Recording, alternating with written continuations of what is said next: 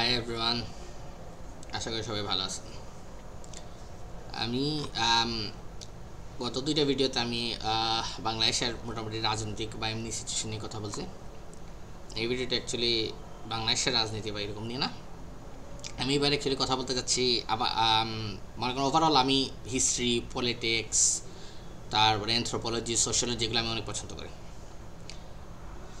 But আমি recently না, অনেক বছর থেকেই লক্ষ্য করতেছি।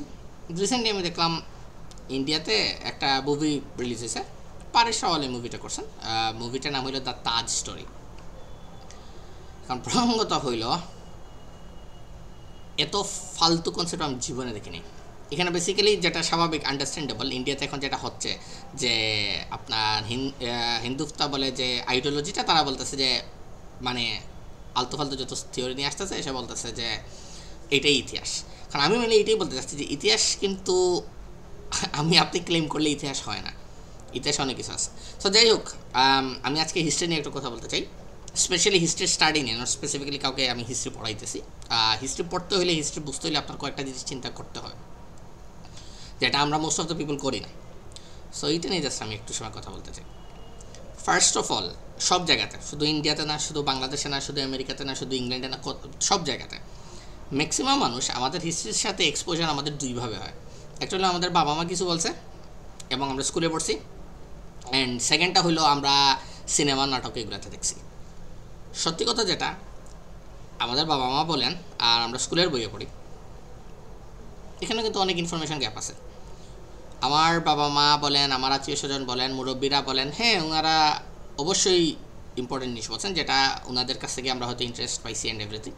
কিন্তু হিস্ট্রি শুধু মানুষের কথা শুনে এবং স্কুল বইয়ে পড়ে হিস্ট্রি আসলে শেখা যায় না। কারণ একটা জিনিস দেখেন, স্কুল বইয়ে হিস্ট্রি বইয়ে যে হিস্ট্রি টপিকটা দেওয়া হয়, প্রথম কথা হলো এটার ডিটেল না, এটা স্কুলের কারিকুলাম শেষ করার জন্য করা হয়, মানে কিছু একটা দিতে হবে এর জন্য দেওয়া হয়।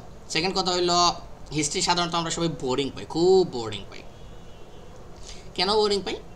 এটা রিজন হলো, প্রথম কথা হলো আমাদের পরিবার থেকে হিস্ট্রিকে কোনো পাত্তাই দেওয়া হয় না। আপনি যদি আপনার ছেলে যদি বলে বাবা আমি হিস্ট্রি পড়বো, আপনি বলবেন না, যা গিয়ে ম্যাথ পড়, ইংলিশ পড়, সায়েন্স পড়। আপনি প্যারেন্টসের কাছ থেকে ইন্টারেস্ট থাকে না, ছেলেরও ইন্টারেস্ট থাকে না। যে টিচাররা সাধারণত হিস্ট্রি পড়ান, ওনাদের নিজেরই হিস্ট্রি পড়ানোর ইন্টারেস্ট থাকে না। ওনারা পড়াইতেছেন বিকজ পড়াইতে হবে, বলে স্কুলে বলছে পড়াইতে, এর জন্য পড়াইতেছেন। সো স্বাভাবিক হিস্ট্রিতে মানুষের ইন্টারেস্ট জাগতেছে না। এই কারণে টিচারও সুন্দরভাবে হিস্ট্রি প্রেজেন্ট করতে পারেন না, বাচ্চাদেরও ইন্টারেস্ট থাকে না এবং হিস্ট্রি পড়া হয় না। তারপরে একটা জিনিস সবসময় বলা যে হিস্ট্রি তো আগে কিছু হয়ে গেছে, এটাতে আমরা কী করবো, ইতিহাসের তো এখন দরকার নেই। বাট এই জিনিসটার মতো ফালতু কথা কিন্তু আর দুনিয়াতে নেই। একটা জিনিস দেখেন, আজকে আপনি বা আমি এখানে বসে আছি,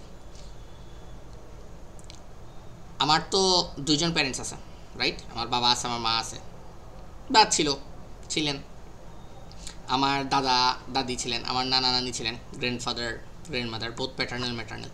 সো আমার বাবার আরও দুইজন প্যারেন্ট, আমার মার আরও দুইজন প্যারেন্ট, পাইলাম গিয়ে চারজন। আমার দাদার আরও দুইজন প্যারেন্ট, আমার দাদির আরও দুইজন প্যারেন্ট, আমার নানার আরও দুইজন প্যারেন্ট, আমার নানির আরও দুইজন প্যারেন্ট। এখন আপনি পিছনে যাইতে থাকেন, এরা সবাই কিন্তু আপনার হিস্ট্রি। এবং চিন্তা করেন লাইফে তারা কত ডিসিশন নিছেন, প্রত্যেক জেনারেশনে কত ডিসিশন, কত হ্যাপিনেস, কত স্যাডনেস, কত সাকসেস, কত ফেইলিওর, কত হার্ট ব্রেক, কত অ্যাচিভমেন্ট,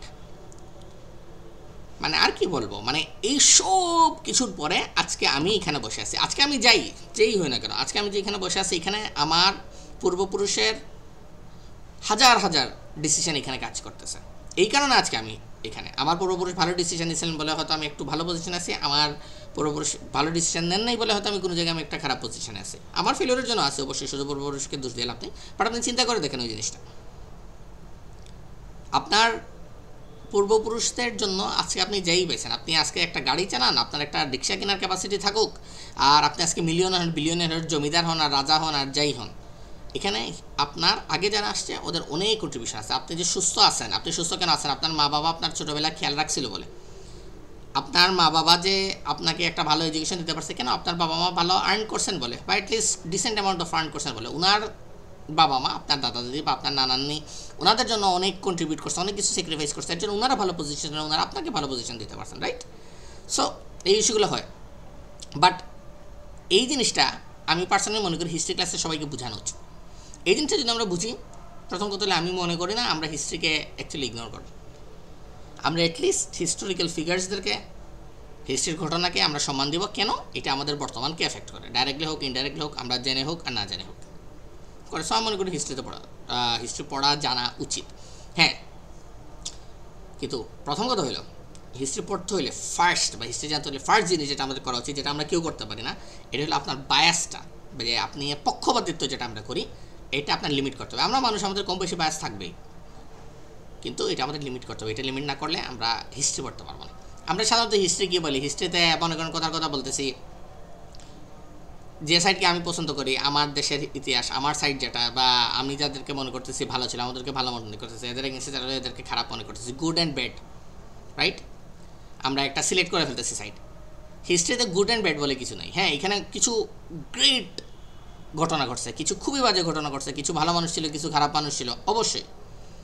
কিন্তু হিস্ট্রির প্রত্যেকটা ঘটনা was done by people like you and me, আমার আপনার মতো মানুষজনই করছে, যার মধ্যে কিছু ভালো জিনিসও ছিল, কিছু খারাপ জিনিসও ছিল। কেউ সিচুয়েশনের কারণে করছে, কেউ ওই সময় যেটা স্বাভাবিক ছিল, আজকে হয়তো এটা স্বাভাবিক না, ওই সময় স্বাভাবিক ছিল, তার জন্য ওই সময় এটা করছে। ওর কাছে এটা খারাপ ছিল না, বাট আমাদের কাছে এটা খুবই খারাপ। ওর কাছে যেটা নর্মাল জিনিস ছিল, আমাদের কাছে আজকে এটা খুবই অ্যাবনর্মাল। আমাদের কাছে আজকে জিনিসটা নর্মাল, আজকে থেকে 200 বছর পরে এটা অ্যাবনর্মাল হতে পারে। সো আমি যদি আমার পয়েন্ট অফ ভিউ থেকে, আমার জায়গা থেকে আমি যদি হিস্টোরিক্যাল ক্যারেক্টার্সদেরকে, হিস্টোরিক্যাল ইভেন্টসদেরকে আমি যদি জাজ করা শুরু করি, তাহলে তো হবে না। তারপরে হলো হিস্ট্রি সবসময় আপনি ক্রস চেক করতে হবে, ভেরিফাই করতে হবে কীভাবে হিস্টোরি ঘটনাটা ঘটছে, কেন ঘটছে, সিচুয়েশন কী ছিল, কন্ডিশন কী ছিল। সিনেমায় দেখছি এইটাই হিস্ট্রি না।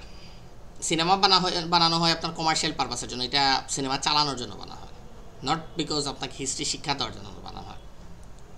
এক সময় দেখেন, লাইক আমাদের দেশে বলিউড মুভি দেখা হয়, আমি বলিউডের একটা এক্সাম্পল দিই। 2001, 2004, 2007 আপনার ইন্ডিয়ান মুভিগুলোতে মুঘলদেরকে অনেক পজিটিভলি দেখানো হতো। কেন?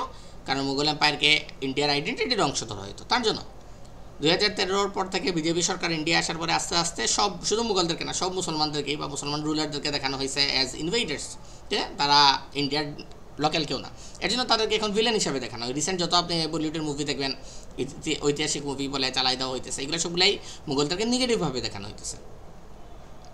কেন? এটা একটা রাজনৈতিক এজেন্ডা বাস্তবায়নের জন্য। আমাদের দেশেও সিমিলার জিনিস হয়।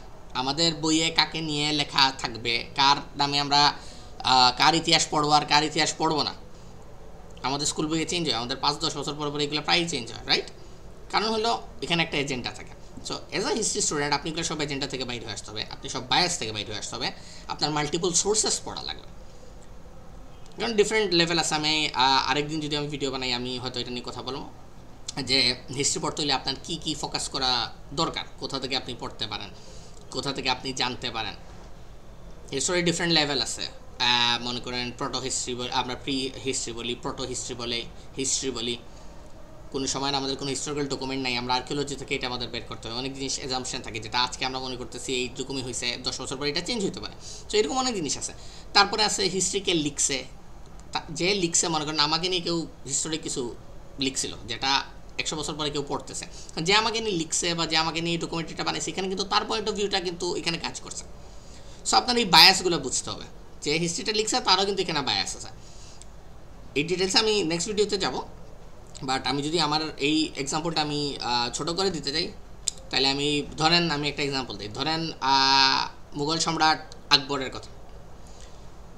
আকবরকে নিয়ে কিন্তু আকবরের অফিসিয়াল বায়োগ্রাফি যেটা, ওনার জীবনী যেটা লেখা হয়েছে দ্য আকবরনামা, এইটা কিন্তু লিখছেন আবুল ফজল। আবুল ফজল কিন্তু আকবরের বন্ধু ছিলেন। সো আপনি যদি আকবরনামা থেকে পড়েন, আকবরের মতো মানুষ আর আপনি দুনিয়ায় দুইটা খুঁজে পাবেন না। মানে ওনারে সাধারণ মানুষ মনে হয় না, অস্বাভাবিক কিছু মনে হয়, ঠিক আছে না? এট দ্য সেম টাইম ওই সময় মুঘল দরবারে আরেকজন থাকতেন, ওনার নাম হচ্ছে গিয়ে বাদাউনি। উনি কিন্তু আকবরকে বেশি পছন্দ করতেন না। সো উনিও কিন্তু অনেক কিছু লিখছেন আকবরকে নিয়ে, বাট উনি যেমন মনে করেন অফিসিয়াল বায়োগ্রাফি না লিখে উনি ওনার পার্সোনাল লিখছেন। ওনার বই যদি পড়েন, এখানে উনি আকবরকে ক্রিটিসাইজ করছেন অনেক অনেক জিনিসে। যে জিনিসে আবুল ফজল আকবরকে ভালো বলছেন, ওই সেম জিনিসে উনি কিন্তু আকবরকে ক্রিটিসাইজ করছেন। এটার কারণ হলো আবুল ফজলের একরকম পয়েন্ট অফ ভিউ ছিল, আবুল ফজলের একটা এজেন্ডা ছিল, একইভাবে বাদাউনিরও একটা পয়েন্ট অফ ভিউ ছিল, একটা এজেন্ডা ছিল। কারণ বাদাউনির যদি শুধু আপনি পড়েন আপনার কাছে আকবরকে খুবই বাজে একটা মানুষ মনে হবে, আর আপনি যদি আবুল ফজলের পড়েন আপনার কাছে আকবরকে একটা খুবই ভালো মানুষ মনে হবে। এর মানে কি আকবর হয় ফেরেস্তা ছিলেন নাইলে শয়তান ছিলেন এরকম কিছু না, উনি একটা মানুষ ছিলেন যার কিছু ভালো জিনিস ছিল কিছু খারাপ জিনিস ছিল, কারোর জন্য এটা ভালো হয়েছে কারোর জন্য এটা খারাপ জিনিস হয়েছে। Same goes here. আজকে আমরা মুসলিমরা মনে করেন আওরঙ্গজেবকে আমরা মনে করি আওরঙ্গজেবের কোনো মিস্টেক ছিলই না, মুঘল সম্রাট আওরঙ্গজেবের কথা বলতেছে, মানে আওরঙ্গজেবের উপরে মানুষ হইতেই পারে না। বাট আপনি হিন্দু সোর্সগুলো পড়েন তাদের কাছে আওরঙ্গজেবের মতো জাহিল জঘন্য মানুষ আর হইতেই পারে না। এর মানে কি আওরঙ্গজেব হয় আপনার শয়তান ছিলেন নাইলে ফেরেস্তা ছিলেন এরকম কিছু না, উনি একজন মানুষ ছিলেন, উনি মাঝখানেই ছিলেন। কেন উনি মানুষ আমার আপনার মতো, ওনার ভালো ডিসিশন ছিল খারাপ ডিসিশন ছিল। সো এই জিনিসগুলো আমাদের হিস্ট্রিতে বুঝতে হবে যদি আমরা অ্যাকচুয়ালি ইন্টারেস্টেড হয়ে আমরা হিস্ট্রি নিয়ে পড়তে চাই। সেম গোজ আপনার লাইক আমাদের দেশের ক্যারেক্টারিস্টিক্স দেন, আপনি যারা মনে করেন শেখ মুজিবুর রহমানকে পছন্দ করে তাদের পয়েন্ট অফ ভিউ থেকে শেখ মুজিবুর রহমান সাধারণ মানুষ থেকে আরও এক স্টেপ উপরে কিছু। যারা পছন্দ করে না শেখ মুজিবুর রহমানের ওদের কাছে মানে কিছুই না, basically Sheikh Mujibur Rahman is practically nothing, ওনার মতো বাজে মানুষ হইতেই পারে না। জিয়াউর রহমানের কিছু একই জিনিস, যারা জিয়াউর রহমানকে পছন্দ করে তারা মনে করে জিয়াউর রহমানের উপরে আর বেটার মানুষ বাংলাদেশে জন্মাই নেই, আর যারা জিয়াউর রহমানকে পছন্দ করে না তারা মনে করে কি, তারা মনে করে যে জিয়াউর রহমানের আস্থা বাংলাদেশের যে উন্নয়নটা হইতেছিল, বাংলাদেশের চেঞ্জ আসতেছিল, এটা জিয়াউর রহমান একদম ডিস্ট্রয় করে দিয়েছে, শেষ করে দিয়েছে, নষ্ট করে দিয়েছে। সেগুলো সব পার্সপেক্টিভের ব্যাপার। বঙ্গবন্ধু জিয়াউর রহমানও কিন্তু আমি যে বেসিক্যালি হ্যাঁ আমি যেটা বলতেছিলাম শেখ মুজিবুর রহমান, যেমন মনে করেন শেখ মুজিবুর রহমানকে বঙ্গবন্ধু বলতেছি আমরা, একজনের বঙ্গবন্ধু ওনারা মানতেছে, আরেকজন কিন্তু বঙ্গবন্ধু ওনাকে মানতেছেও না। আওয়ামী লীগের জাতির পিতা বলছে, আরেকজনে বলতে পারে যে না ধর্মীয়ভাবে তো ইব্রাহিম হচ্ছেন আমাদের জাতির পিতা, উনি কীভাবে জাতীয় পিতা হইল। এটা পার্সপেক্টিভের ব্যাপার বিভিন্ন ধরনের, তাই না? জিয়াউর রহমানের সেম, কেউ বলবে যে জিয়াউর রহমান বাংলাদেশে গণতন্ত্র চর্চা করছেন, উনি সর্বদলীয় গণতন্ত্র প্রতিষ্ঠা করছেন। কেউ বলবে জিয়াউর রহমান একজন সামরিক শাসন ছিলেন, উনি গণতন্ত্র নষ্ট করছেন, উনি বাংলাদেশে মিলিটারি কু শুরু করছেন। তো এটা হলো পার্সপেক্টিভের ব্যাপার। এর জন্য আমি মনে করি হিস্ট্রি নিয়ে আমাদের পড়তে হলে আমাদের অনেক কিছু বুঝে পড়তে হবে, আমাদের ডিফারেন্ট পার্সপেক্টিভ পড়তে হবে, এরপরে আপনার নিজের একটা ডিসিশন মেক করতে হবে।